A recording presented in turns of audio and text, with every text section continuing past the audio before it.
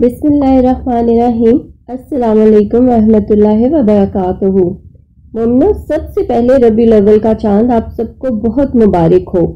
रबीउल अव्वल का महीना हम सब के लिए बहुत मुबारक और बाबरकत है, क्योंकि इस माह मुक़द्दस में महबूब सुबहानी सरदार अंबिया नबी आखिरुज़्ज़मा हज़रत मोहम्मद सल्लल्लाहु अलैहि वसल्लम कायनात में तशरीफ़ लाए।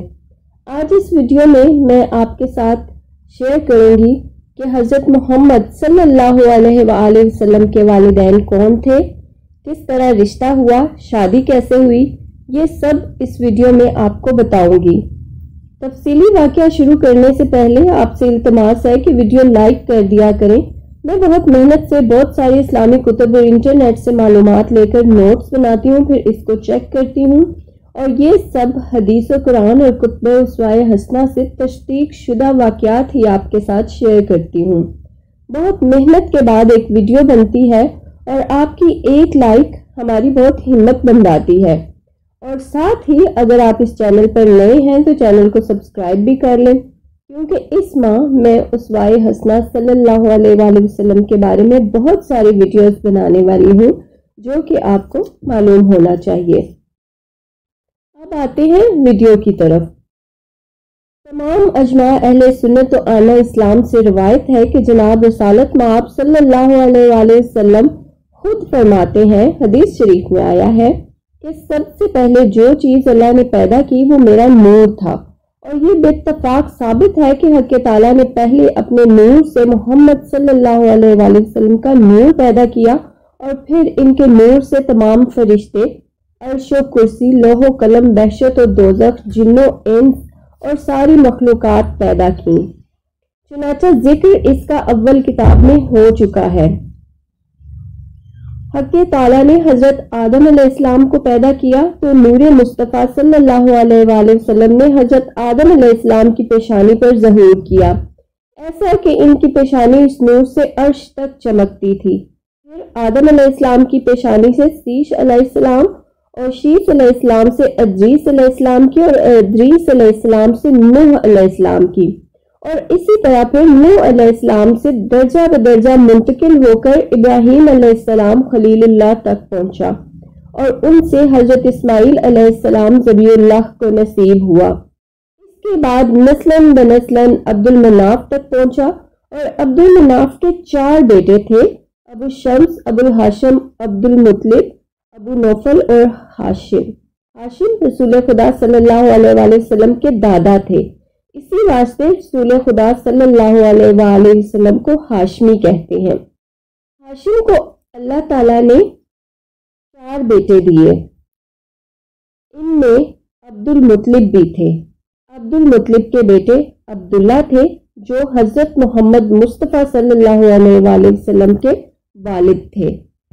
रावियों ने रवायत की है कि तौरीत में मज़कूर है, अहले तौरीत को मालूम था, कहते थे कि हमारे पास जो यहया अलैहिस्सलाम इब्न ज़करिया अलैहिस्सलाम का सफ़ेद पश्मी जुब्बा है, जब अब्दुल्ला अब्दुल मुत्तलिब के घर में पैदा होंगे तब इस सफ़ेद जुब्बा से खून निकलेगा।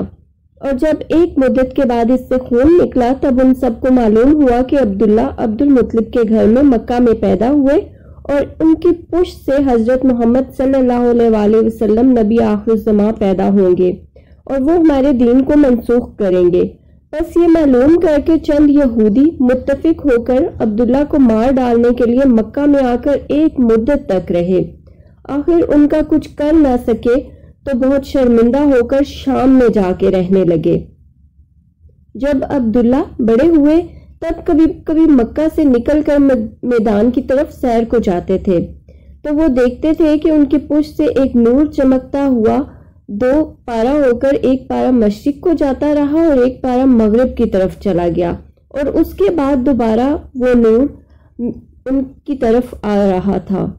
तब अब्दुल्ला ने अपने बाप से जाकर ये हाल बयान किया तो अब्दुल मुत्तलिब रज़ी अल्लाह ताला अन्हु ने कहा कि बहुत मुद्दत हुई, मैंने एक ख्वाब देखा था कि सिलसिला नूर मेरी पुष्ट से निकलकर 4 हिस्से होकर 4 तरफ चला गया, एक हिस्सा आसमान की तरफ, एक हिस्सा ज़मीन की तरफ और एक मशरिक को और एक मगरिब को। फिर सब आगे बन के एक सब्ज दरख्त बन गया اور ایک شخص کو دیکھا کہ نہایت پاکیزہ شکل اس درخت کے پاس کھڑے ہوئے ہیں۔ میں نے ان سے پوچھا تم کون ہو؟ وہ بولے میں نبی آخر الزماں ہوں۔ یہ سن کر میں خواب سے بیدار ہوا اور صبح کو جا کر کاہنوں سے اس کی تعبیر پوچھی۔ انہوں نے مجھ سے کہا کہ تمہاری پشت سے ایک نبی آخر الزماں پیدا ہوں گے جو نبی حضرت آدم علیہ السلام سے ہیں اور ان پر سب ایمان لائیں گے۔ اے بیٹا، اس نور نے میری پشت سے تمہاری پشت میں نقل کیا ہے۔ تم خوش رہو، اللہ تم کو خوش رکھے۔ جب یہ بات لوگوں کو پتہ چلی تو یہودیوں کے دل میں حسد پیدا ہوا۔ چنانچہ چند یہودیوں نے مل کر قسم کھائی کہ جب تک ہم عبداللہ کو مار نہیں ڈالیں گے تب تک اور کچھ کام نہیں کریں گے۔ یہ کہہ کر وہ مکہ میں مدتوں تک رہے۔ ایک دن عبداللہ رضی اللہ کو میدان کی طرف تنہا جاتے دیکھا، تب سب دشمن فرصت پا کے ان کو مارنے کے لیے ننگی تلواریں لے کر ان کے پیچھے دوڑ پڑے۔ تو اتفاقاً وہب بن عبد المناف جو پیغمبر خدا صلی اللہ علیہ وآلہ وسلم کے نانا تھے وہ ان کے قریب تھے۔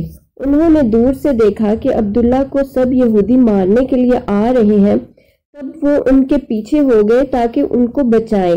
لیکن جب آسمان کی طرف نظر پڑی تو دیکھا ایک جماعت فوج کی فوج آسمان سے بصورت آدمی ہاتھ میں تلواریں لے کر ان یہودیوں کو مارنے کے لیے آئی، اور ایک لحظہ انہوں نے وہاں کھڑے ہو کر دیکھا کہ اس جماعت نے یہودیوں کو مار ڈالا۔